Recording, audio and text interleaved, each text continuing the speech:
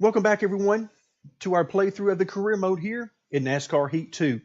So we are off to a great start here in our rookie campaign in the Xfinity series. Let's take a brief look at the standings, and you can see that we, after the first three races, lead the point standings with 107 points. But most importantly is that Junior Motorsports, our organization, and our broader team is doing great so far. We have won each of the first three races. You can see that we're in the lead. Oops. And Elliott Sadler is just below us in second place. And then in fourth is William Byron, and each of us having a win. So each of us are going to be going to the playoffs unless we get into some sort of situation at the end of the year where there are more people with wins than there are playoff spots. But we'll deal with that if it comes down to it at the time. But so far, great start. Our science experiment, I think, is progressing nicely. I don't expect it to be perfect at this particular point, but what we're not going to do this year is do the same thing we did in the trucks. So if you're not familiar, if you're just joining us in the series, then what we did in the trucks is that we actually chose a 4-star team in the trucks so that it would hurt us on grip and horsepower.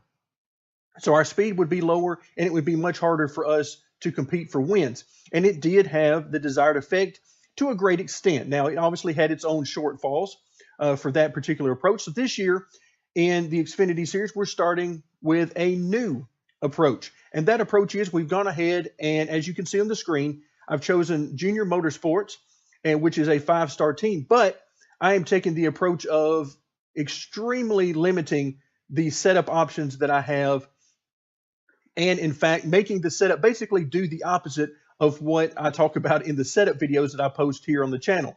When I post the setup videos, I talk a lot about here's what you can do to increase speed, gain grip, help the car turn, all those sorts of things. Well, I'm basically doing the opposite for the purposes of this science project. And I'm going to show you, starting with this particular race, I'm going to start showing you the setups that I'm using at these tracks so you can decide if there's something that you want to follow along with, maybe use these setups yourself or at least something very similar. Thank you very much for the suggestions in the comment section. I'm always open to suggestions. I can't obviously do all of them, but I do appreciate the feedback, so definitely keep that coming.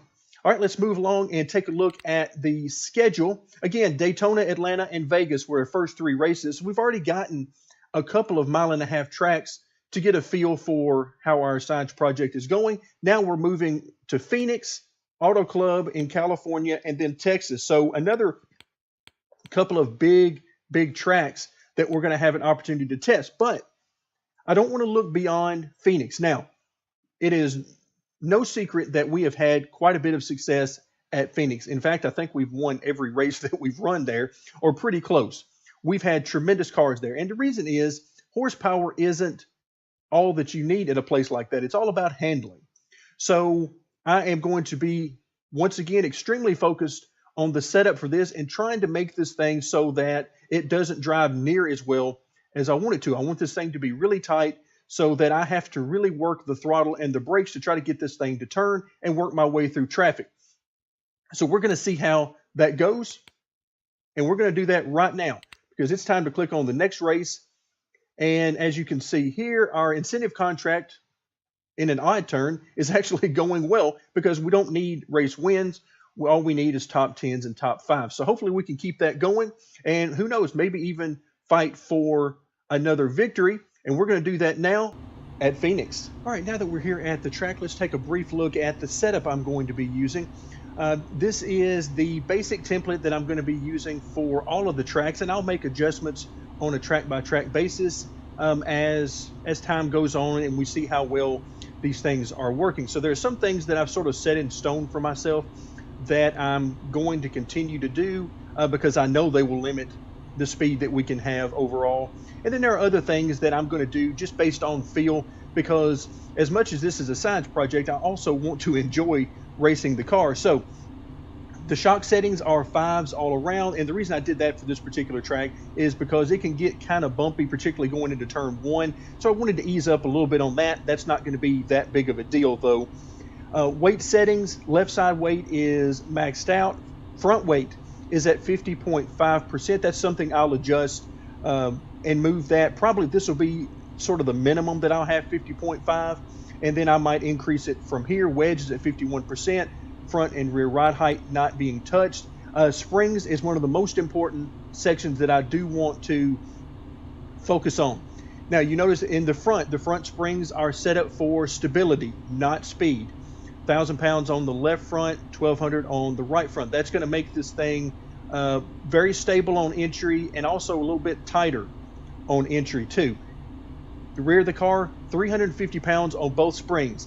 That is something that I plan on keeping the same. Now, they might not be 350 pounds all year long at every track, but I do want to keep the rear springs the same. And what that's going to do is it's going to really affect our ability to get the car to turn in the center of the corner and on exit. So I'm going to be forced to use either more brake or spend more time out of the throttle waiting for this thing to turn. Now, the tire settings I will probably use pretty close to what I have posted on the channel for a particular track setup, simply because that approximates normal inflation, meaning that I'm keeping the center pressure in between the inside and outside, but that's about it. Then we move over to the miscellaneous settings. I am using no more than 2 degrees of camber on either the left front or right front.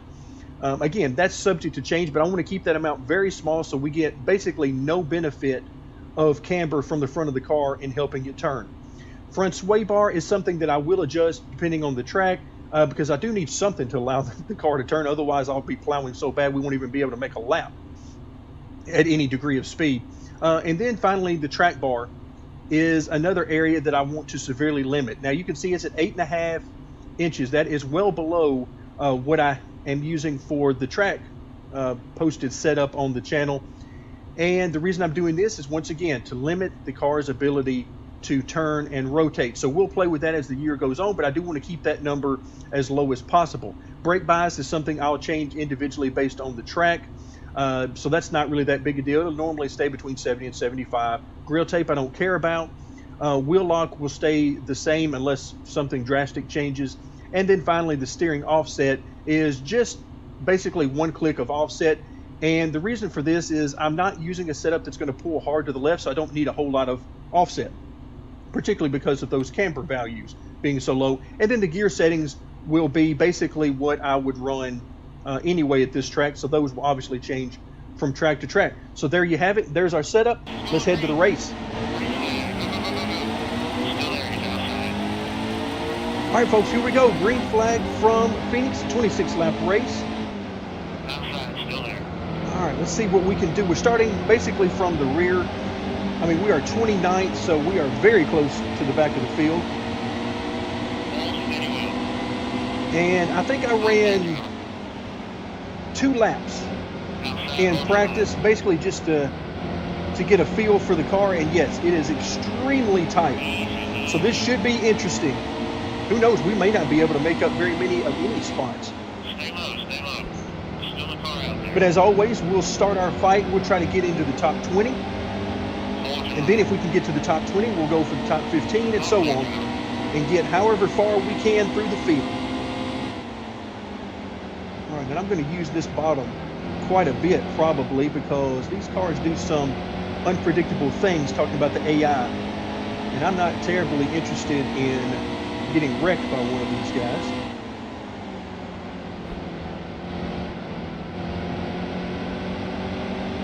All right, so already I'm having to wait a good bit longer before getting back to the throttle.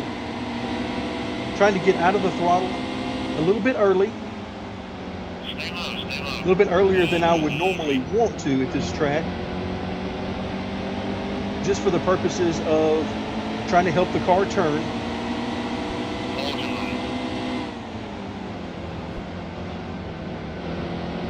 Still a car You out can hear the engine really bogging down.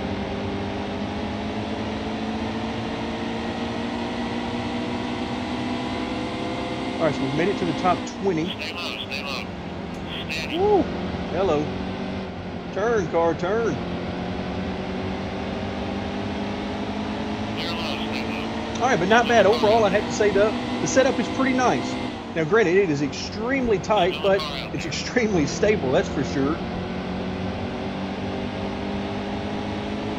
trying to give plenty of room on the outside for, I believe that's a net, our teammate out there.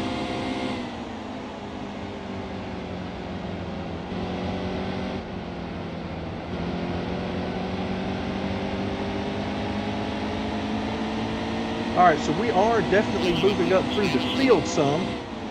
We'll see how far we're ultimately able to get. We've got 26 laps, and we are on lap 6 right now, so we've got plenty of time if we've got the speed.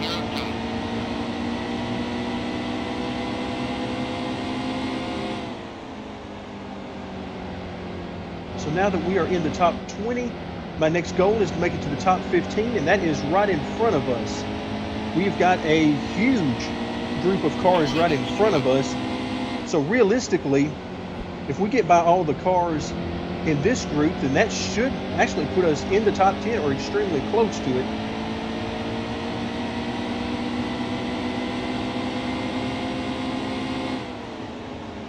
Hold your line. Still there, he's outside. All right, trying to get this thing to turn and stay in the throttle. We just got a little love tap from somebody. Still a car out there. Oh, still trying to get this thing to turn. A little surprised to see Sadler running this far back in the field.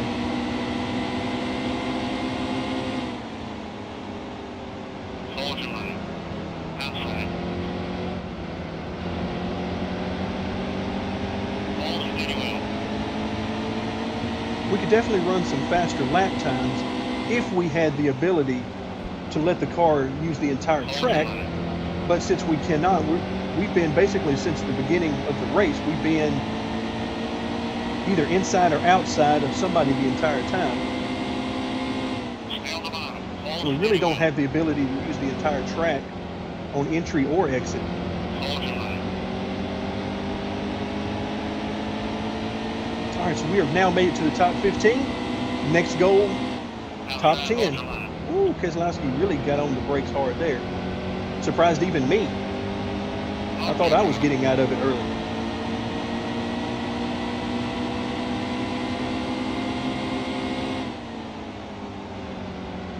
Steady. Let's see if we can get this thing to turn. Clear on the right. All right, so we're clear. Let's try to use a little bit more of the track here. See if we can't catch some of these guys in front of us. Oh, way too far up the track there. This will probably allow Keselowski to come back to us. No, he didn't quite get to us. I thought he might pull the pass on us, because I was definitely farther up the track than I meant to be.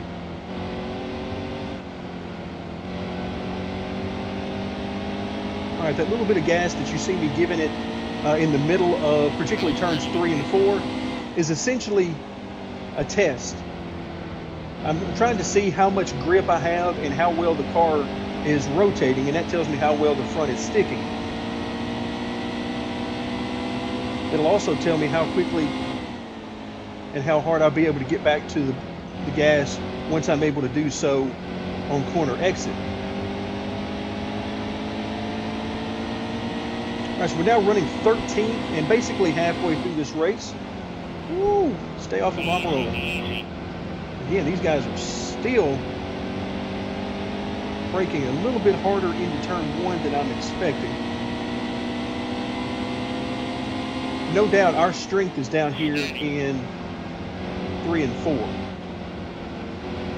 We're able to, in general, get back to the gas earlier and harder than these other guys, and that's where we're making our passes. Then if we have room on the bottom in turns 1 and 2, we're able to drive it in a little deeper than these guys and still maintain our speed and our lane. Give those guys plenty of room.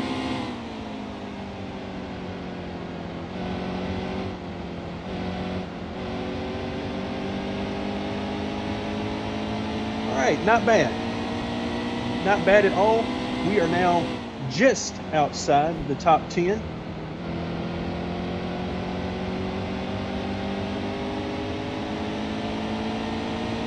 Looking to take over for Brendan Gaughan here and take his spot in 10th. Good drive off the corner here. We might be able to get to his inside. Ooh, no, I got way too tight there. Had to get out of the throttle. And here comes the 33. Clear. Having to give him room. You can see we were just basically hopping through the entry of turn 1. So we'll give up that spot to Brandon Jones. Try to gather ourselves back up and make a run back at him. Hold steady wheel.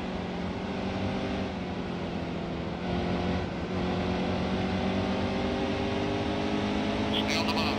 Hold your line. 10 laps to go.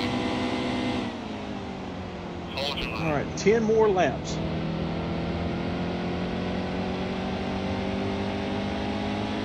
At this point, I would take a top 10. If we could get to 10, I would consider that a victory. That would be a great finish for us. But already, we can see just how much more effective limiting our setup is than limiting the horsepower at a track like Phoenix.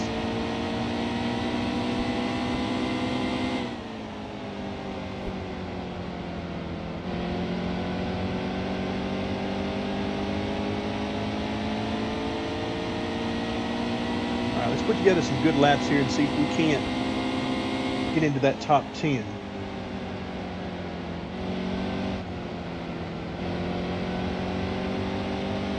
I see those guys in front of me fighting side by side. That's great for me, and I'm sure Brandon Jones is thinking the same thing. Because when they're running side by side, they're running slower lap times, and that helps us to catch up to them.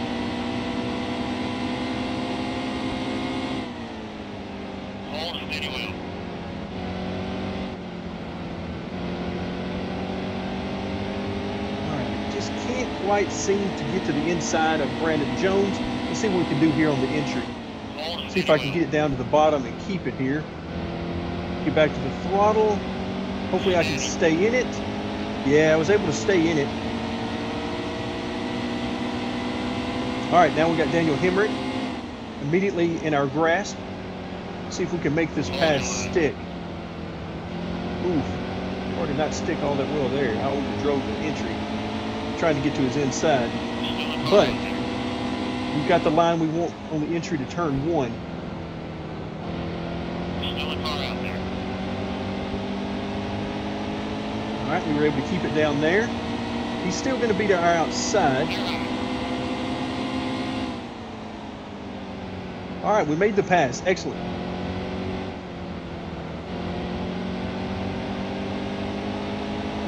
Once again, the 33 car back there, Jones, is really giving us fits. If we want a top 10, we cannot afford to let him back by us. But I'm not sure I can hold him off, quite frankly, not without just blatant blocking all over the place. All right, we got a good run on Poole here. This is going to be nice. See if we can get down to his inside and keep this position. There we go.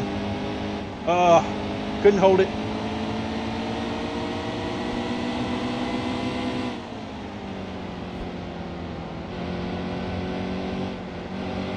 Oh, yeah.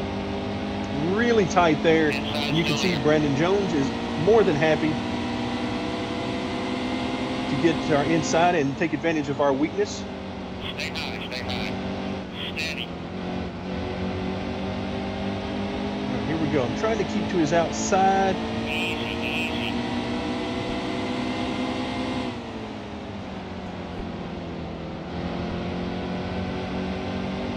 Hold your line. There we go. Couldn't do it. Car was just too tight, but we do have a nice run. We should be able to get positioned. Steady. All right, see if we got enough bite to keep it off the corner. Yep, just barely. All right, so we got up to 8. 2 laps to go. Let's see what we've got for Jones.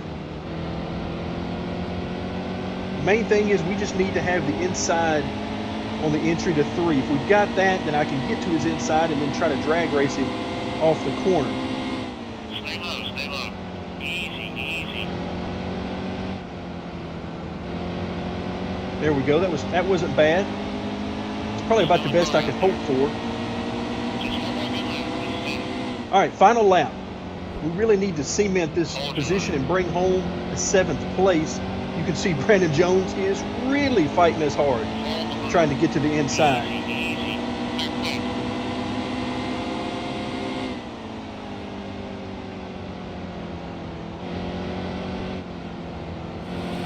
There we go. We finally got this thing to turn.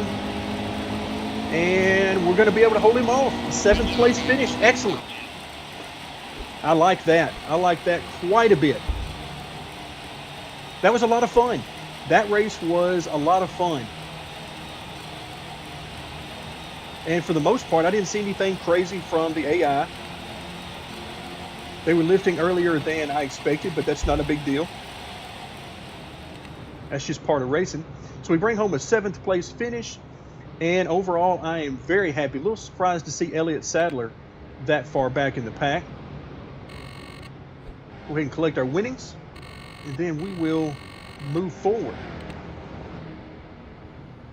All right, so we actually, I think, increased our lead a little bit over Elliott Sadler. I know we finished ahead of him. So we're up 9 points now over 2nd place. We'll take it, let's see, 28.3 seconds. I think we were somewhere in that neighborhood. I wasn't admittedly paying any attention to our lap times as we were going around the track. But I think we maybe were somewhere in that neighborhood, at least. All right, another race down. And I have to say, I was very pleased with the effects of our science experiment at that particular race. That was good. That was a lot of fun. And we didn't dominate at Phoenix. We weren't able to drive our way from the back to the front very quickly and all of that we sort of become accustomed to at that track. So I would call that a resounding success. I hope you enjoyed that particular race. Looks like coming up next, we'll be headed to Auto Club, another large track, this one a 2-mile oval with less banking than we have at Michigan, but otherwise very similar to Michigan. It'll be interesting to see how our setup does there. That'll do it for now. Thank you very much for joining me, and stay tuned for more of our playthrough of the career mode here in NASCAR Heat 2.